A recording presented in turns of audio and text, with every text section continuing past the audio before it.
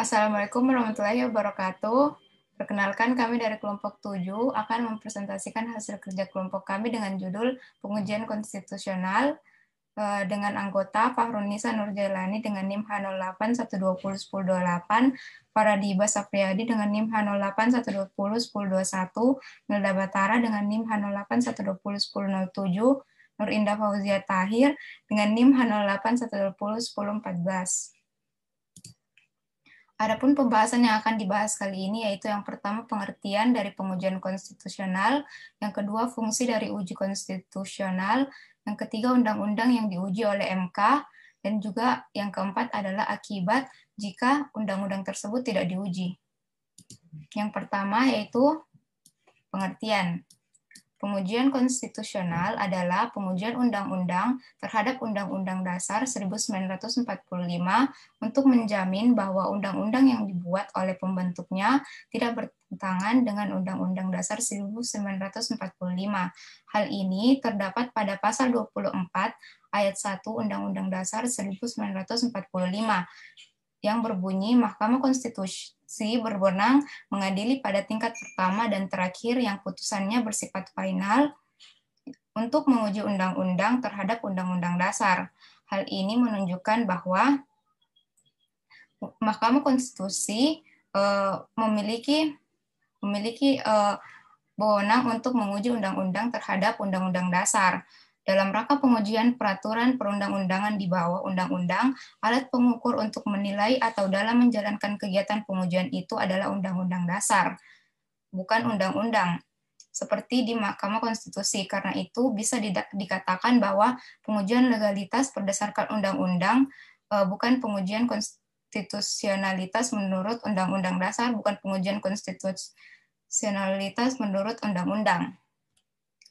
Selanjutnya, fungsi dari uji konstitusional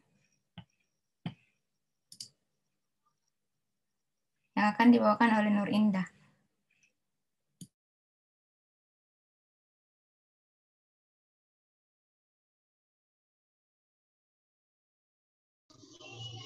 Baik, fungsi konstitusional. Terdapat dua fungsi dari pengujian undang-undang yang dimiliki oleh Mahkamah Konstitusi. Yang pertama yaitu pengujian undang-undang untuk menjaga berfungsinya proses demokrasi dalam hubungan yudikatif. Dengan kata lain, pengujian undang-undang yang dimiliki Mahkamah Konstitusi berfungsi untuk menjaga mekanisme checks dan balance. Yang kedua yaitu pengujian undang-undang berfungsi untuk melindungi hak-hak atau kehidupan pribadi warga negara dari pelanggaran oleh cabang-cabang kekuasaan negara. Selanjutnya, putusan perundang-undangan oleh Saudari Fahrunisa. Baik. Yang pertama yaitu struktur nomor 006/PUU/angka Romawi 4/2006. Putusan ini merupakan perihal pengujian konstitusionalitas Undang-Undang Nomor 22 Tahun 2004 tentang Komisi Yudisial dan Undang-Undang Nomor 4 Tahun 2004 tentang Kekuasaan Kehakiman. Dalam pengujian ini beberapa norma hukum yang mengatur pengawasan Komisi Yudisial dibatalkan, yakni pasal 20, 21, 22, 23 sepanjang mengenai pengawasan, pasal 24 ayat 1 sepanjang yang menyangkut hakim konstitusi, dan pasal 25 ayat 3 dan ayat 4 Undang-Undang Komisi Yudisial serta pasal 34 ayat 3 Undang-Undang Kekuasaan Kehakiman yang bertentangan dengan pasal 24, pasal 24A dan pasal 24B Undang-Undang 1945. Perumusan ketentuan Undang-Undang Dasar 1945, ketentuan mengenai Komisi Yudisial dalam pasal 24B Undang-Undang Dasar 1945 tidak berkaitan dengan ketentuan mengenai Mahkamah Konstitusi yang diatur dalam pasal 24C Undang-Undang Dasar 1945. Yang kedua yaitu struktur nomor 014/PUU/angka Romawi 11/2013. Putusan ini merupakan perihal pengujian konstitusionalitas Undang-Undang Nomor 42 Tahun 2008 tentang Pemilihan Umum Presiden dan Wakil Presiden. Dalam pengujian ini digunakan penafsiran original intent untuk membatalkan pasal 3 ayat 5, pasal 12 ayat 1 dan ayat 2, pasal 14 ayat 2 dan pasal 112 Undang-Undang Nomor 42 Tahun 2008 yang mengatur pemilu nasional tidak serentak atau pemilihan umum presiden diselenggarakan setelah pemilihan umum legislatif. Apabila diteliti lebih lanjut, makna asli yang dikehendaki oleh para perumus perubahan Undang-Undang Dasar 1945 dapat disimpulkan bahwa penyelenggaraan pemilu presiden adalah dilakukan serentak dengan pemilu legislatif.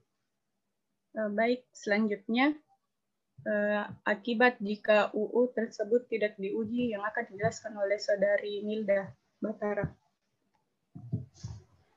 Akibat jika undang-undang tersebut tidak diuji, yang pertama pada putusan nomor 006 garing Peraturan Perundang-undangan angka Romawi 4 garing 2006. Pada putusan ini dalam Undang-Undang Nomor 22 Tahun 2004 tentang Komisi Yudisial dan Undang-Undang Nomor 4 Tahun 2004 tentang Kekuasaan Kehakiman. Pembatalan beberapa norma hukum ini dilatar belakangi adanya penggunaan tolak ukur penafsiran original intent. Menurut pendapat Mahkamah Konstitusi bahwa apabila ditinjau secara sistematis dan dari penafsiran berdasarkan original intent, perumusan ketentuan Undang-Undang Dasar 1945, ketentuan mengenai Komisi Yudisial dalam pasal 24B Undang-Undang Dasar 1945 memang tidak berkaitan dengan ketentuan mengenai Mahkamah Konstitusi yang diatur dalam pasal 24C Undang-Undang Dasar 1945. Hal ini dapat dipastikan dengan bukti risalah-risalah rapat-rapat panitia Badan Pekerja MPR maupun dari keterangan para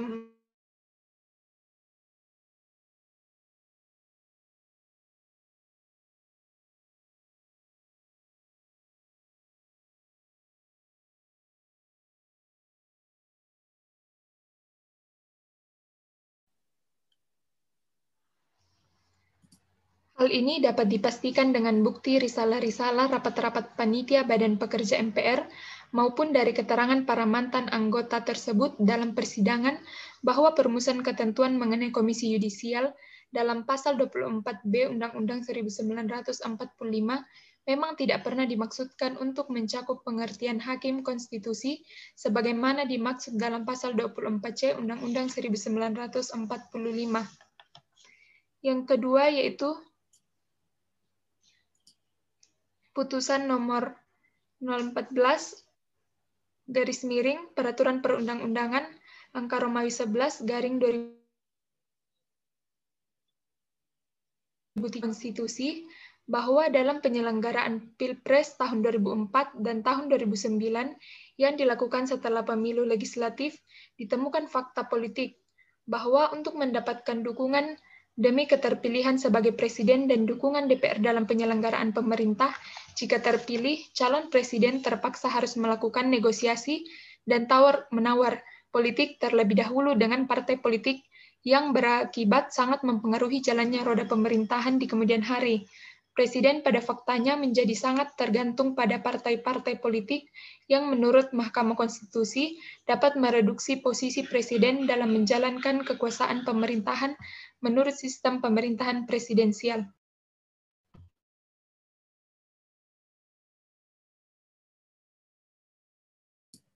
Selanjutnya kesimpulan, yaitu undang-undang yang dibuat harus diuji terhadap Undang-Undang Dasar 1945 sebelum diberlakukan. Pengujian undang-undang merupakan kewenangan MK agar undang-undang yang dibuat tidak bertentangan dengan Undang-Undang Dasar 1945. Pengujian UU terhadap Undang-Undang Dasar 1945 merupakan hal yang penting untuk dilakukan karena UUD menempati hierarki pertama dalam tata urutan perundang-undangan. Hal ini menunjukkan bahwa UU harus sejalan dan tidak boleh bertentangan dengan UUD 1945. Sekian dari kami, kurang dan lebihnya mohon dimaafkan. Wassalamualaikum warahmatullahi wabarakatuh.